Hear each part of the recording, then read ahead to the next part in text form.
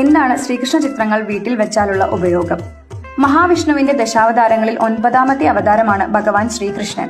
മഹാഭാരതത്തിൽ പ്രധാനിയായ ശ്രീകൃഷ്ണൻ വിഷ്ണുവിന്റെ പൂർണ്ണ അവതാരമാണ്.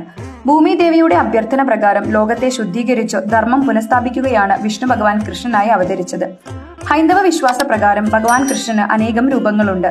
വെണ്ണക്കട്ടു തിന്നുന്ന ഉണ്ണിക്കണ്ണൻ, ആലിലക്കണ്ണൻ, ബലരാമനോടൊപ്പം ഓടിക്കളിക്കുന്ന ഭാവത്തിലോ മുട്ടുകാലിൽ എഴുതുന്ന ഭാവത്തിലോ ഉള്ള ബാലകൃഷ്ണൻ, രാധാകൃഷ്ണൻ, കാളിയമർദ്ദന ഭാവം എന്നിങ്ങനെ അനേക ഭാവങ്ങളിൽ ഭഗവാനെ ദർശിക്കാൻ സാധിക്കും. ഭവനത്തിൽ ഓരോ രൂപത്തിലുള്ള കൃഷ്ണനെ സ്ഥാപിക്കുന്നതിന് ഓരോ ഫലങ്ങളാണ്.